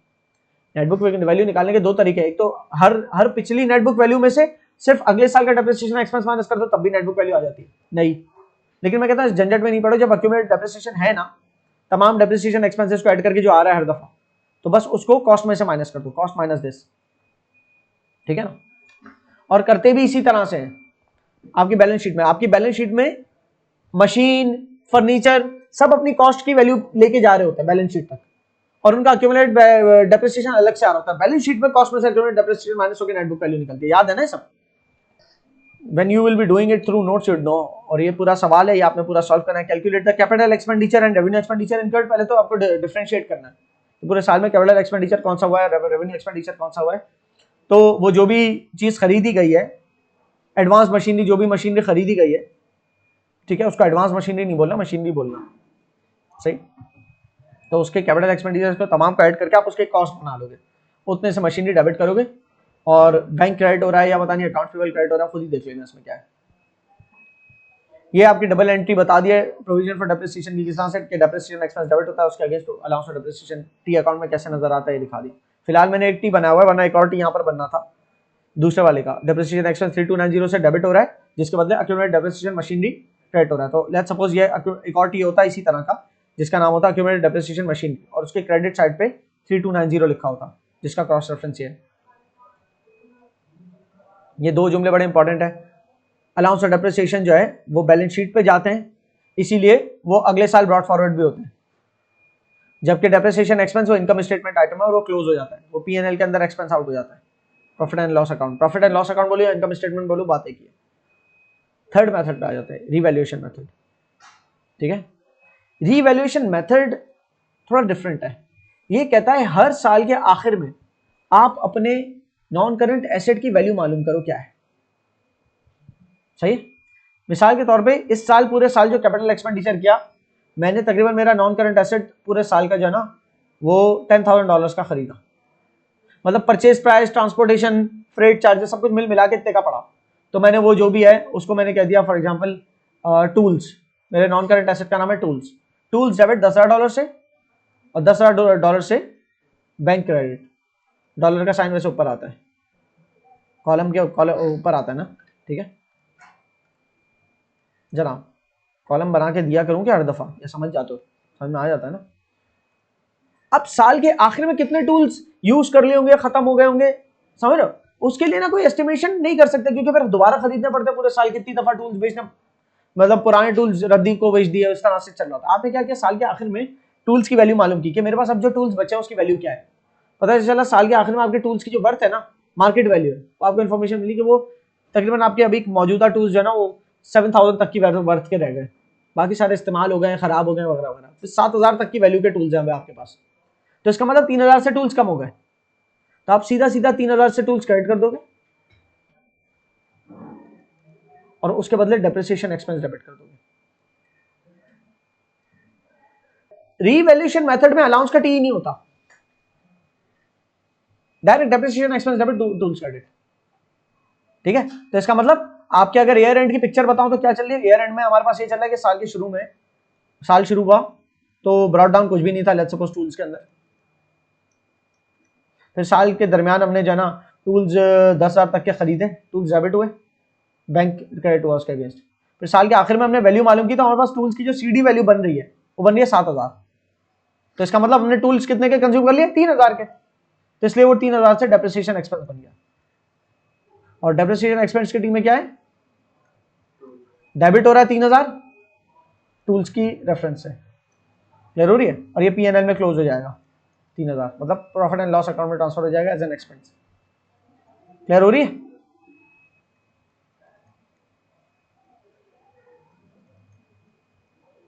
ये सीन है। फिर एक अगला साल और आता है, उस अगले साल पता चलता है कि आपने वही उसी को एक्सटेंड करता हूं ताकि आप लोग टी अकाउंट का एक्सटेंशन भी समझा करो। ये था 2000 मिसाल के तौर पे 2020, ठीक है। अब आ गया 2021, ठीक है। टूल्स आपके ब्रॉड डाउन हुए इस दफा, सही है, 7,000 से, मिसाल के तौर पे ये 31 दिसंबर कर लो 2020 को खत्म हो रहा था अकाउंटिंग, तो शुरुआत अगले साल का हुआ 1 जनवरी 2021, ब्रॉड डाउन हुआ। फिर इस साल आपने थोड़े से टूल्स इक्विपमेंट खरीदे भी 5,000 तक के, ईयर एंड वैल्यू मालूम किया आपने, पता चला आपके टूल्स एंड इक्विपमेंट की ईयर एंड वैल्यू जो है वो इस दफा आ रही है 10,000, तो इसका मतलब क्या हुआ, 12,000 होनी चाहिए थी ना, लेकिन आपकी तो 10,000 आ रही है, इसका मतलब दोबारा भी इस्तेमाल कर लिए होंगे तो वैल्यू गिर गई होगी, कितने से गिरी, क्या ये मेरा डेप्रिसिएशन एक्सपेंस, क्लियर हुई। बस इसी तरह से एक पूरी मिसाल एस्टेब्लिश की उसको देख लेंगे। रीवैल्यूएशन मेथड ऑफ डेप्रिसिएशन, ये कब यूज होता है, ये किन एसेट्स के साथ बेहतर है, वो जिनके डिटेल्ड रिकॉर्ड्स ऐसे नहीं है कि फिक्स्ड रहे, वो उसमें रद्दोबदल होता रहता हो, जैसे कि कोई स्पेयर पार्ट्स होते हैं, टूल्स लूज टूल्स होते हैं, ये मशीनरी की तरह नहीं है कि मशीनरी एक जगह फिक्स है ना, हर साल डेप्रिशिएट एक फिक्स रेट पे कर रहा है, तो उस तरह नहीं है। ये किस तरह से कि स्पेयर पार्ट्स है, ये आते जाते रहते हैं, ऐड होते हैं लेस होता है, ऐड होता है लेस होता है, लेकिन स्टेशनरी की तरह भी नहीं कि साल के अंदर ही खत्म हो जाए, चलते साल से ज्यादा भी है। एक मैकेनिक शॉप है, उसके जो टूल्स है उसकी लाइफ साल से ज्यादा ही होती है, लेकिन कुछ टूल्स गायब हो जाते हैं, कुछ टूल्स टूट जाते हैं, वो डेप्रिसिएशन में काउंट हो गए, क्लियर हो रही है। तो टूल्स एंड स्पेयर पार्ट्स जैसी चीजों के हम या इस तरह की नेचर की चीजों के लिए हम यूज करते हैं रिवैल्यूएशन मेथड ऑफ डेप्रिसिएशन, जनाब। तो रिवैल्यूएशन मेथड ऑफ डेप्रिसिएशन में पूरी इतनी लंबी दास्तान लिखी हुई, इसको मैं समझा देता हूं फिर आप पढ़ के समझ जाओगे अच्छे से। Assets are valued at the end of each financial year, valued मतलब मार्केट वैल्यू मालूम की जाती है उनकी, based on their market value, उनकी मार्केट वैल्यू मालूम की जाती है, इसको फेयर वैल्यू भी कहते हैं, मार्केट वैल्यू को क्या कहते हैं, फेयर वैल्यू। थोड़ा सा फर्क है मार्केट वैल्यू और फेयर वैल्यू के लफ्ज में, अभी आज हम डिस्कस नहीं करें, बाद में कभी लाइफ में करना। तो मार्केट वैल्यू मालूम किया हमने, तो अपने एसेट को उस मार्केट वैल्यू पे लाके खड़ा कर दिया, मतलब जब हमने खरीदे थे तो वो 10,000 के थे, लेकिन साल के आखिर में मार्केट वैल्यू हमने मालूम की कितनी थी, 7,000, तो उस पे लाके खड़ा करना है तो 3,000 से क्रेडिट कर दिया डेप्रिसिएशन एक्सपेंस के नाम से, क्लियर है। तो the reduction in the value is called depreciation, अच्छा भैया, रिडक्शन जरूरी है क्या? पता चला मार्केट में टूल्स की वैल्यू बढ़ गई,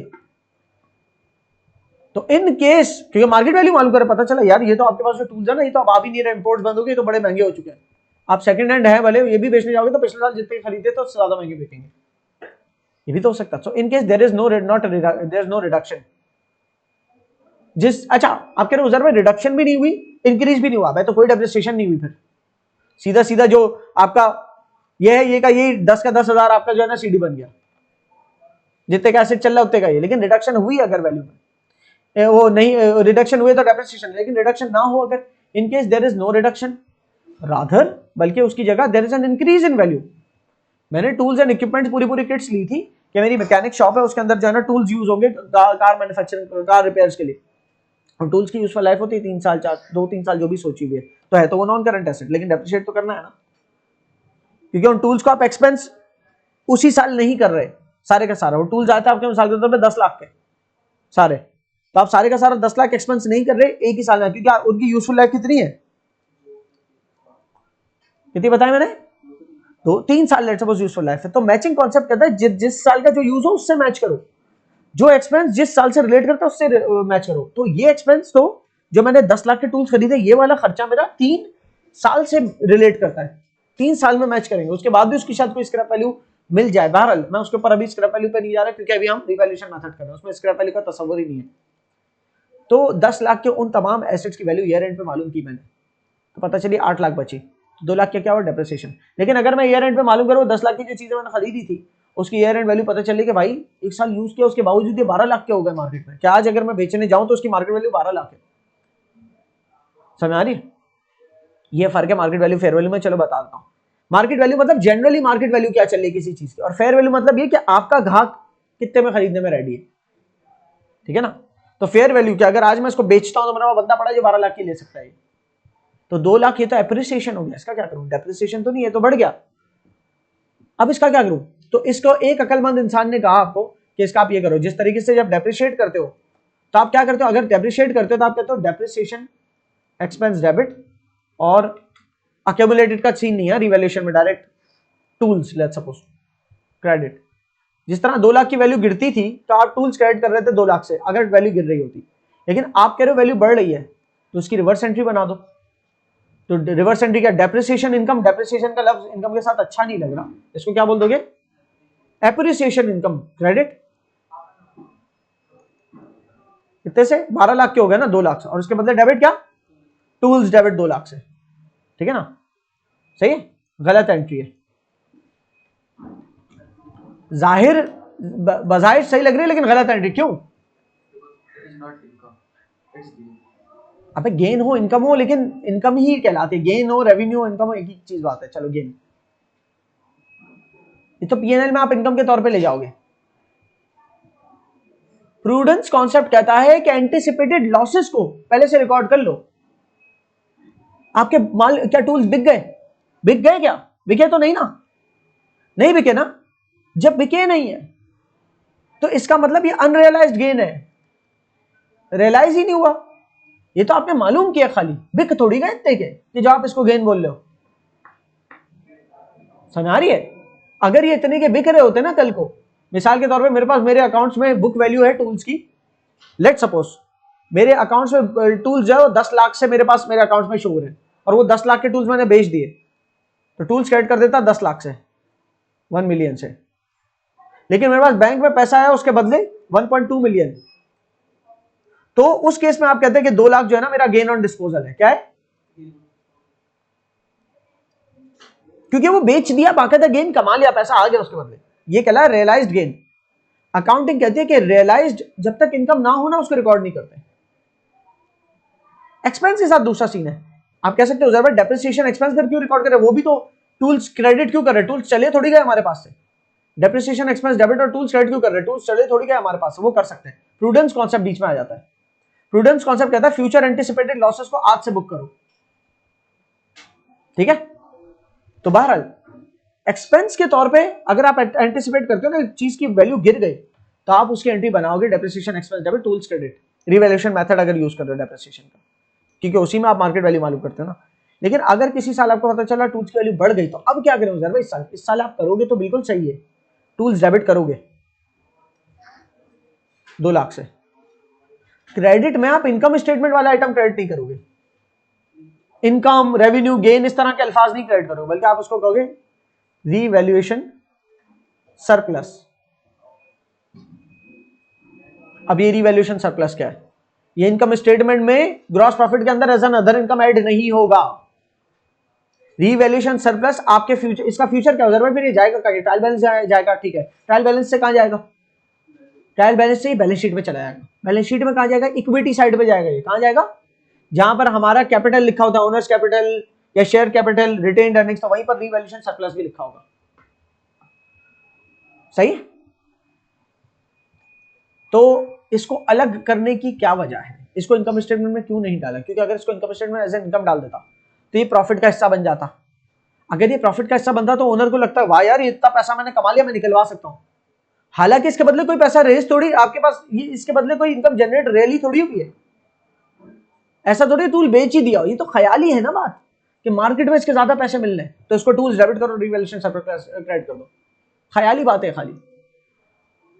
अब इसमें दोबारा वो बात कर रहा हूं कि अनरियलाइज्ड जब तक है तब तक गेन रिकॉर्ड नहीं करते, लेकिन उजर भाई अगर ख्याली बात है, वो भी तो ख्याली बात है कि मैंने 2 लाख तक का इस एसेट को यूज कर लिया, डेप्रिसिएशन एक्सपेंस हो सकता है इतने का यूज ना किया, लेकिन वो हम रिकॉर्ड करेंगे, क्योंकि एक्सपेंस के केस में हम ख्याली बात भी रिकॉर्ड कर देते हैं। क्यों, कौन सा कॉन्सेप्ट कहता है, प्रूडेंस, प्रूडेंस कॉन्सेप्ट कहता है।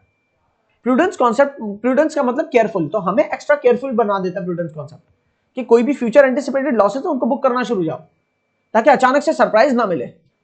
हाँ गेन्स जो है ना, जिस साल अराइज होंगे वाकईतन बेचेंगे और हमें गेन हुआ तो उसको उस साल पे रखो। क्लियर हो रही है बात, बारह। तो अब ये पॉइंट पढ़ते हैं, in case there is no reduction rather there is an increase in value then it is rather the case of revaluation gain. अच्छा रीवैल्यूएशन गेन का नाम लिख भी दो ना, वैसे तो मैं रीवैल्यूएशन सरप्लस बोलता हूं, लेकिन अगर कोई रीवैल्यूएशन गेन लिख भी देना उसके साथ तो भी उस गेन के लफ्ज से कंफ्यूज मत हो जाना, उसको इनकम स्टेटमेंट में अदर इनकम का पार्ट नहीं बना देना भाई, ठीक है ना। तो in which case this is the case of revaluation gain, या आप कहते हो रिवैल्यूएशन सरप्लस अकाउंट होगा इसके अंदर क्रेडिट, ठीक है ना, रिवैल्यूएशन सरप्लस का अकाउंट क्रेडिट होगा। However revaluation surplus is not a realized gain, therefore it cannot be taken to the income statement as gain, instead it will reflect in the equity section of the balance sheet। Clear हो रही है ना बात जो मैंने बताई वही। इन future years, अच्छा ये बहुत इंपॉर्टेंट पॉइंट है, अच्छा उसके बाद आने वाले सालों में कभी ऐसा हो कि आपकी ये वाली एंट्री रिकॉर्डेड है, पिछले किसी सालों में आपकी एक एंट्री रिकॉर्डेड थी रिवैल्यूएशन सरप्लस की, कि आपने टूल्स डेबिट किए हुए थे 2 लाख से और रिवैल्यूएशन सरप्लस क्रेडिट किया हुआ था 2 लाख से, फिर आपका उस वजह से आपका जो एसेट है वो कहां तक पहुंच गया, कोई भी एसेट आपका 1000 पे खड़ा था लेकिन वो 1200 तक पहुंच गया, टूल्स 200 से डेबिट हुआ रिवैल्यूएशन सरप्लस के रेफरेंस से, ठीक है ना, टूल्स का टी है, और इस तरह से टूल्स की वैल्यू कहां पहुंच गई 1200, फिर वही टूल्स की वैल्यू 1200 वाली ब्रॉट डाउन होगी। अब इस साल वो टूल्स की वैल्यू जो है ना वो 800 पे पहुंच गई, तो कितने से डेप्रिशिएट हो रहा है 400 से, लेकिन आप इसको 200 और 200 लिखोगे, पहले 200 से रिवैल्यूएशन सरप्लस खत्म करोगे जो पुराना फजूल का खड़ा हुआ है, बैलेंस शीट में खड़ा है ना एक रिवैल्यूएशन सरप्लस, ताकि वो खत्म हो जाए।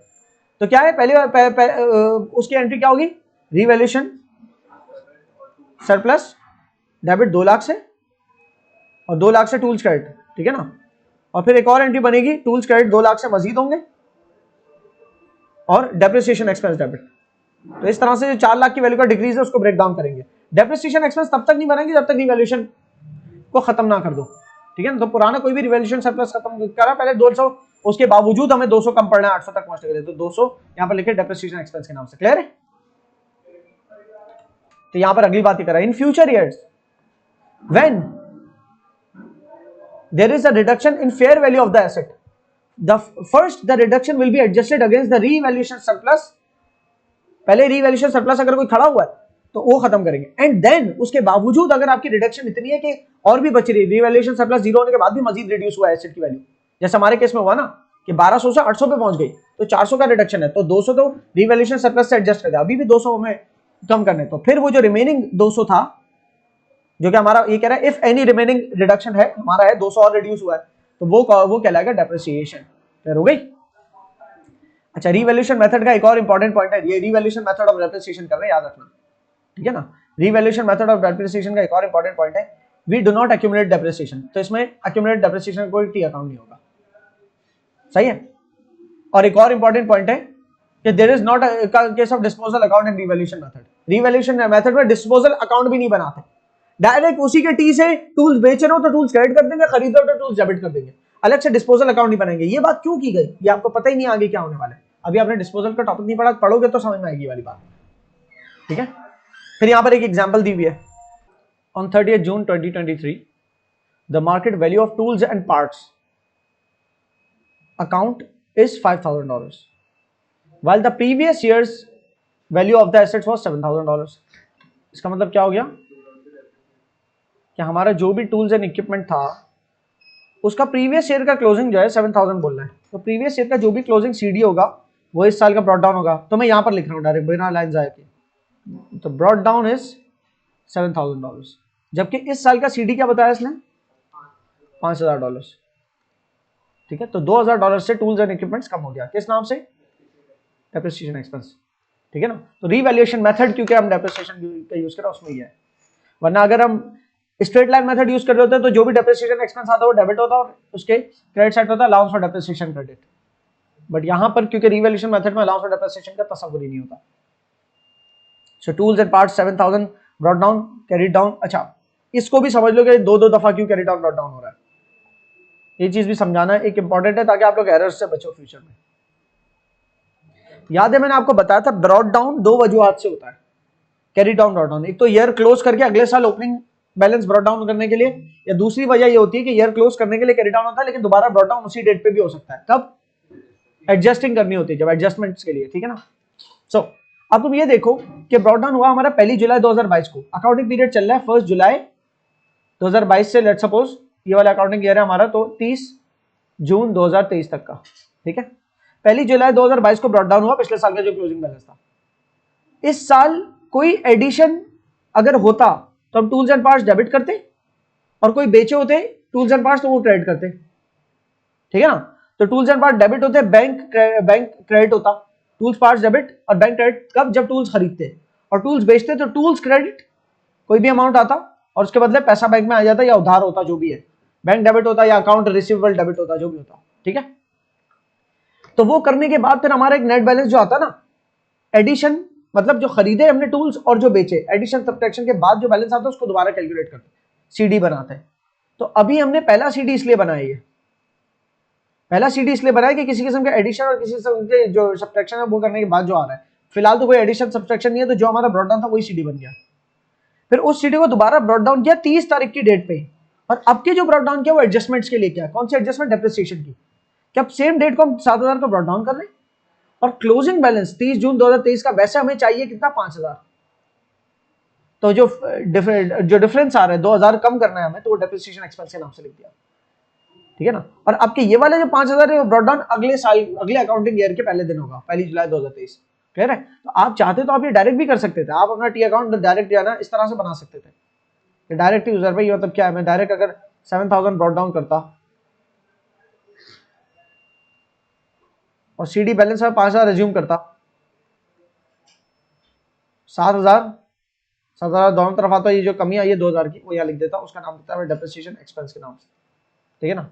डायरेक्ट ये भी कर सकता था मैं, क्योंकि अभी जब एडिशन सब्ट्रैक्शन की बात ही नहीं हो रही किसी किस्म की, लेकिन अगर एडिशन सब्ट्रैक्शन हो रहे होते ना किसी किस्म के, खरीदा या बेचा माल, मतलब टूल्स को मजीद टूल्स खरीदे या बीच में बेचे, तो उसके लिए पहले वो वाली एडिशन और सब्ट्रैक्शन की वर्किंग करता मैं, उसके बाद जो सीडी आता उसको दोबारा ब्रॉट डाउन करता, फिर उस ब्रॉट डाउन को कंपेयर करता जो उसने करंट मार्केट वैल्यू बताई है उससे, जो कि 5,000 थी, और जो भी रिडक्शन आता तो यहाँ लिखता, अगर इंक्रीज आता तो वहां लिखता रिवैल्यूएशन सरप्लस के नाम से, अगर वो इंक्रीज होता रिवैल्यूएशन वाला।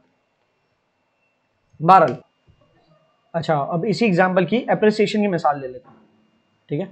On 30 June 2024 the market value of tools and parts account is $6,000। अब 30 जून 2024 को मार्केट वैल्यू $6,000 हो गए। अब आप ये देखो 1 जुलाई को जो ब्रॉट डाउन है वो 5,000 है, जबकि क्लोजिंग वैल्यू 6,000 पे जा चुकी है। अब कोई ये पूछ सकता है कि ऐसा भी तो हो सकता है मैं और खरीद लिया हूँ, तो अगर खरीदे होते तो ये बताता कि हमने खरीदे, लेकिन इससे कुछ बताया हुआ ऐसा नहीं। While the previous year's value was 5,000 then the increase in the value जो 6,000 की हुई इज द रीवैल्यूएशन सरप्लस। ठीक है ना, टूल्स एंड पार्ट्स डेबिट और रिवैल्यूएशन सरप्लस क्रेडिट, सही है। ये आप अपने एसेट को कौन से याद है वो ग्राफ पीछे लगे बनवाया था जो मैंने कहा था बाद में जाके पता चलेगा, तो यहाँ पर आगे रिवैल्यूएशन मॉडल का एक लफ्ज लिखा हुआ है, तो ये पेज नंबर पे यहाँ पर कहता सबसे आप अपना जब एसेट खरीदते हो तो उसको पहली उसकी रिकॉर्डिंग तो कॉस्ट पे होती है, उसके बाद उस एसेट की वैल्यू कॉस्ट पे भी रख सकते हो कि उसकी टी अकाउंट में जो वैल्यू है ना कॉस्ट के हिसाब से चले, या रिवैल्यूएशन मॉडल के हिसाब से भी चल सकते हैं कि आप रिवैल्यूएशन मेथड के जरिए कर रहे हो, ठीक है। और उसके अंदर क्या होता है, उसके अंदर डेप्रिसिएशन होता है और रिवैल्यूएशन होता है। इसमें जो इंपेयरमेंट का लफ्ज लिखा है इसको फिलहाल आप इग्नोर कर लो, ये अभी आपके काम का नहीं है, इंपेयरमेंट का लफ्ज मैं यहां से काट रहा हूं, ठीक है ना। रिवैल्यूएशन मॉडल के अंदर डेप्रिसिएशन वाला कौन सा हिस्सा होता है कि जिसमें वैल्यू गिरने का केस है ना, अगर हम हर साल के अख्तिताम पे अपने एसेट्स को जो भी टूल्स एंड इक्विपमेंट या स्पेयर पार्ट्स हैं उनकी मार्केट वैल्यू मालूम करते हैं कि क्या है, अगर वो साल के शुरू में जितनी थी उससे कम है तो मैं कहूंगा डेप्रिशिएट हुआ, अगर साल के शुरू में जितनी थी उससे ज्यादा तो मैं कहूंगा रिवैल्यू हुआ, ठीक है। बहरहाल let's get back to our thing कि एप्रिसिएशन इन वैल्यू का केस है यहाँ पर, तो टूल्स एंड पार्ट्स डेबिट 1000 से रिवैल्यूएशन सरप्लस क्रेडिट, क्यों, क्योंकि वैल्यू कहां पहुंच गई 6000 पे पहुंच गई। टी अकाउंट में भी देख लो पिछला टी शुरुआत कैसे हुई थी टी अकाउंट की, सबसे पहले तो 1 जुलाई को जो पिछले टी से पूरे टी को ही एक्सटेंड किया था, 1 जुलाई को 7000 का हमारे पास था ये इन वैल्यू, ठीक है ना, जबकि 30 जून 2000, अच्छा ये बीच वाले ना इसको मैं अभी इग्नोर करवा रहा हूँ, इसको भूल जाओ, ये मैंने खाली इसलिए लिखा है कि एडिशन सब्सट्रैक्शन होता है तो इसलिए ये लाइन तुम समझो यहाँ से स्टार्ट हो रहा है टी, ठीक है ना, ये है 1 जुलाई 2022 बैलेंस ब्रॉट डाउन 7000 का, ठीक है, जबकि क्लोजिंग वैल्यू है 5000 तो डेप्रिशिएट हुआ 2000 से, फिर वो क्लोजिंग वैल्यू जो है ओपनिंग वैल्यू बन गई अगले साल की, मतलब जुलाई 1 2023 की, ठीक है ना, जबकि जुलाई 1 2023 का जो अकाउंटिंग पीरियड खत्म कर हो रहा है 30 जून 2024 को, तो क्लोजिंग वैल्यू क्या है 6000। दोबारा बोल रहा हूँ कि ये वाली को इग्नोर करो, ये वाला अभी काम नहीं आएगा, तब काम आएगा जब एडिशन सब्ट्रैक्शन होता है ना 12, तो ये 5000 से 6000 पर आप पहुंचे, तो इसका मतलब क्या हुआ आपका रिवैल्यूएशन जो है सरप्लस 1000 से बढ़ गया, ठीक है ना। क्लीन टी अकाउंट इसका ऐसे बनता 7000 था लेकिन कैरी डाउन बैलेंस 5000 चाहिए था तो 2000 से डेप्रिशिएट किया, फिर अगली दफा ब्रॉट डाउन 5000 हुआ लेकिन अब के कैरी डाउन 6000 चाहिए तो 1000 से रिवैल्यूएशन सरप्लस हुआ, ठीक है। ये टूल्स का टी है, तो टूल्स डेबिट 1000 से जिसके बदले रिवैल्यूएशन सरप्लस क्रेडिट, ठीक है ना 1000 से। और मैंने एक्स्ट्रा जो स्टेप्स यहाँ पर लिए ना वो मैंने क्यों लिए, वो इसलिए लिए क्योंकि ये वाली जो जगह बीच में छोड़ी हुई ना इसमें अभी कुछ नहीं लिखा हुआ, यहाँ पर एडिशन सब्ट्रैक्शन आते किसी किस्म के अगर होते हैं, जैसे कि ये पूरा सवाल जो बना हुआ है इसको देखो, टूल्स एंड पार्ट्स आपने 1 जुलाई 2022 को आपके टूल्स एंड पार्ट्स की वैल्यू थी 7000, कोई एडिशन नहीं है, मतलब कोई मजीद खरीदे नहीं है, टूल्स डेबिट बैंक क्रेडिट नहीं हुआ जरा भी, और टूल्स क्रेडिट बैंक डेबिट भी नहीं हुआ, मतलब बेचे भी नहीं है टूल्स, तो जो 7000 है वही का वही आ गया पहले तो आपकी ईयर एंड वैल्यू, लेकिन फिर उस ईयर एंड वैल्यू को दोबारा लिखा एक दफा एडजस्टमेंट पर्पस के लिए कि भाई ईयर एंड वैल्यू तो है बाय बुक, ये तो बुक वैल्यू है मेरे अकाउंट्स में जो आ रही है, अब मार्केट वैल्यू क्या, मार्केट वैल्यू पता चली 5000 है, तो मार्केट वैल्यू 5000 का मतलब क्या 2000 से कम कर दिया हमने, क्लियर है। अब ये साल खत्म हो गया मेरा पहला, ये जो लाइट ग्रे कलर का चल रहा है ना देख लो लाइट ग्रे हुआ है, ये पहला साल है, अब ये डार्क ग्रे आ गया दूसरा साल, तो ये जो बैलेंस सीडी था 5000 का उसको बैलेंस ब्रॉट डाउन किया दूसरा साल, सही है। पहला अकाउंटिंग पीरियड मेरा था 1 जुलाई 2022 से 30 जून 2023 तक, अब दूसरा अकाउंट है 1 जुलाई 2023 से 30 जून 2024 तक चलेगा, तो 1 जुलाई 2023 को पिछले साल की क्लोजिंग ब्रॉट डाउन हो गया और कोई एडिशन या सब्ट्रैक्शन नहीं हुआ, तो फिर वही का वही जो ब्रॉट डाउन है वो कैरी डाउन हो गया ईयर एंड, ये ईयर एंड बुक वैल्यू है, फिर आपने कहा नहीं यार बुक वैल्यू थोड़ी चाहिए, मतलब मार्केट वैल्यू पे लेके आना है, ये रिवैल्यूएशन मॉडल पे, तो इसको दोबारा से आपने 30 जून की ही क्लोजिंग डेट को ब्रॉट डाउन किया 5000, ठीक है ना, और आपने क्लोजिंग वैल्यू यहाँ लिखी कि मार्केट की क्या वैल्यू चल रही है, मार्केट वैल्यू पता चली 6000 की, तो 6000 तक पहुंचाने के लिए आपने 1000 यहाँ पर डेबिट कर दिया, तो टूल्स पार्ट्स डेबिट 1000 से, उसके बदले रिवैल्यूएशन सरप्लस क्रेडिट 1000 से, ठीक है, तो ये क्लोजिंग आ गया। अब तीसरे अकाउंटिंग पीरियड जा रहे हैं जो कि 1 जुलाई 2024 से शुरू होगा, जिसमें ये वाली 6000 ब्रॉट डाउन हो गया, और इस साल अब ये जगह का काम आया कि हमने कुछ खरीदे मजीद टूल्स एंड पार्ट्स मजीद डेबिट हुए 2000 से खरीदे, तो टूल्स पार्ट्स डेबिट और उसके बदले बैंक क्रेडिट, आपकी वजाहत के लिए यहाँ एडिशन लिखा हुआ है कि टूल्स एंड पार्ट्स में एडिशन हो गया तो उसके बदले बैंक से पैसा चला गया ना, तो बैंक क्रेडिट हो रहा है, क्रॉस रेफरेंस है, टूल्स पार्ट्स डेबिट हो रहा है 2000 से बैंक क्रेडिट हो रहा है, और इसके अलावा 2500 के पुराने कुछ टूल्स बेचे भी हैं, तो 2500 से टूल्स एंड पार्ट्स क्रेडिट हो रहे हैं और उसके बदले बैंक अकाउंट में पैसा डेबिट हो रहा है, तो ये डेबिट क्रेडिट करने के बाद एक क्लोजिंग बैलेंस आपकी बुक वैल्यू के हिसाब से आया सीडी। फिर इस सीडी को आपने ब्रॉट डाउन किया, वही आखिरी डेट को ईयर एंड की ब्रॉट डाउन किया 5500 का, और आपने अब मार्केट वैल्यू कंपेयर की। मार्केट वैल्यू 5500 की जो आ रही है ना मार्केट वैल्यू, वो 4000 आ रही है। आपने कहा कितना 1500 से डेप्रिशिएट हो रहा है, लेकिन सारे का सारा डेप्रिशिएट नहीं किया। एक रीवैल्यूएशन सरप्लस खड़ा है 1000 का, उसका टी अकाउंट हमने बनाया नहीं, उसके टी अकाउंट में फजूल में खड़ा होगा रीवैल्यूएशन सरप्लस। 2 साल से 1 साल से जब बैलेंस शीट में लेके आ रहा है, पिछले साल का जो चल रहा है, तो उस रीवैल्यूएशन सरप्लस को खत्म करना है। तो टूल्स एंड इक्विपमेंट, तो वो टूल्स एंड पार्ट्स क्रेडिट हो रहे 1000 से, उसके बदले रीवैल्यूएशन सरप्लस डेबिट हो जाएगा। ठीक है, तो पिछले साल क्या हुआ था? पिछले साल हुआ था tools debit, revaluation surplus credit 1000 से, ये पिछले साल की है। ठीक है ना, वो साल जो पहली जुलाई 2023 से चला था, शुरू हुआ था, और 30 जून 2024 तक चला था। ठीक है, अब एक नेक्स्ट ईयर है आपका जो पहली जुलाई 2024 से शुरू हो रहा है और 30 जून 2025 तक चल रहा है। इस साल के अंदर आपका टूल्स एंड इक्विपमेंट क्रेडिट हो रहा है, टूल्स एंड जो भी है वो पार्ट्स एंड टूल्स क्रेडिट हो रहा है 1500 से, लेकिन उसके बदले 1000 से रीवैल्यूएशन सरप्लस डेबिट करोगे जो पुराना क्रेडिट पे खड़ा है। मैं कंबाइंड एंट्री बना रहा हूं, तोड़ के नहीं बना रहा, मैं एक ही दफा 1500 क्रेडिट कर रहा हूं, उसके बदले 1000 से रीवैल्यूएशन सरप्लस डेबिट और 500 से। क्लियर हो गई? तो रीवैल्यूएशन सरप्लस यहां पर क्या हो रहा है? डेबिट। इसको गौर से क्रेडिट साइड में देख के क्रेडिट नहीं निकलना चाहिए, यही तो आदत बनानी हमने। यहां पर टूल्स एंड पार्ट्स क्रेडिट हो रहा है 1000 से, उसके बदले रीवैल्यूएशन सरप्लस डेबिट हो रहा है। ठीक है, टूल्स एंड पार्ट्स क्रेडिट हो रहा है 500 से, उसके बदले डेप्रिसिएशन एक्सपेंस डेबिट हो रहा है।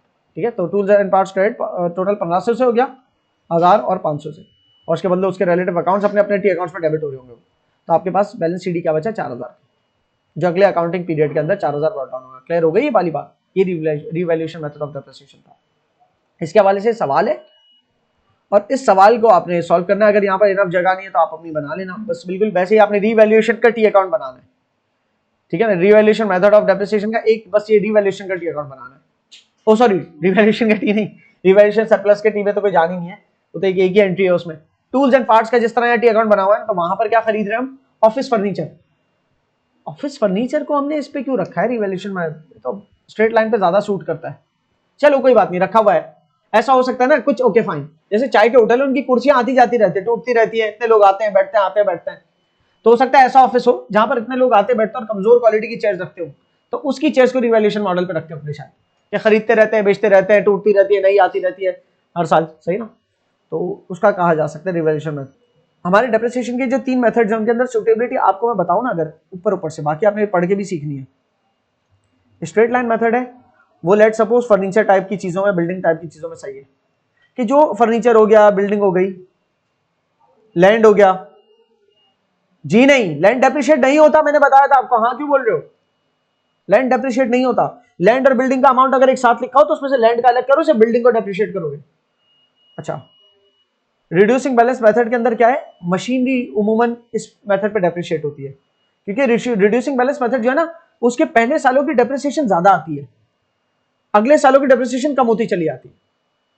ठीक है ना, क्योंकि पहले साल नेट बुक वैल्यू ज्यादा होती है, जो कॉस्ट होती है वही नेट बुक वैल्यू होती है, तो उसका 20%, लेट्स सपोज हमारी 9,20,000, उसका 20% निकालूं मैं तो एक बड़ा अमाउंट आएगा, फिर वो माइनस होके जो अमाउंट आएगा नेट बुक वैल्यू बचेगा, फिर वो नेट बुक वैल्यू अगले साल एक थोड़ा इससे छोटा वाला अमाउंट होगा, तो उसका 20% थोड़ा और छोटा होगा, फिर हर साल का डेप्रिसिएशन एक्सपेंस कम होता चला जाता है रिड्यूसिंग बैलेंस मेथड पे। ये कब अच्छा है? ये इक्विपमेंट, मशीनरी, गाड़ियों, मोटर व्हीकल, इनमें अच्छा है, क्योंकि उसमें अजम्पशन है कि गाड़ी, मशीनरी ये अपने इनिशियल सालों में ज्यादा अच्छी परफॉर्मेंस देती है, तो जिस साल में ज्यादा अच्छी परफॉर्मेंस हम हासिल कर रहे हैं तो उस साल में डेप्रिसिएशन एक्सपेंस भी ज्यादा रखना चाहिए। क्लियर है? यहां पर अगर उसकी वर्किंग दिखाऊंगा रिड्यूसिंग बैलेंस मेथड की, तो देख रहे हो ये उसकी डेप्रिसिएशन एक्सपेंस कैसे गिर रहा है। पहले साल 1,84,000 था, दूसरे साल 1,47,000 हुआ, फिर 1,17,000 हुआ। क्यों? क्योंकि हर साल नेट बुक वैल्यू कम होती जा रही है और उस नेट बुक वैल्यू को रखते हैं यहाँ पर, ठीक है ना, और उसका 20% निकलता है, तो फिर और कम आता है डेप्रिसिएशन एक्सपेंस। पिछले साल का अक्यूमुलेटेड अगले साल का डेप्रिसिएशन में ऐड होके अक्यूमुलेटेड बढ़ जाता है, तो फिर 9 लाख 20 में से वो अक्यूमुलेट माइनस करके और कम नेट बुक वैल्यू आते हैं, और कम नेट बुक वैल्यू का जो है ना फिर 20% लेते हैं, तो और कम डेप्रिसिएशन एक्सपेंस, समझ लो। तो ये हमारा फर्नीचर में इसलिए सुटेबल नहीं है कि फर्नीचर एक ऐसी चीज है जो आप ये नहीं कह सकते कुर्सी है शुरू में अच्छी परफॉर्मेंस देती, सोफा यार वो थ्रू आउट सिमिलर ही, एक टेबल है वो शुरू में मुझे अच्छी परफॉर्मेंस दे रहा, ज्यादा डेप्रिसिएशन समझ ना आने वाली बात है।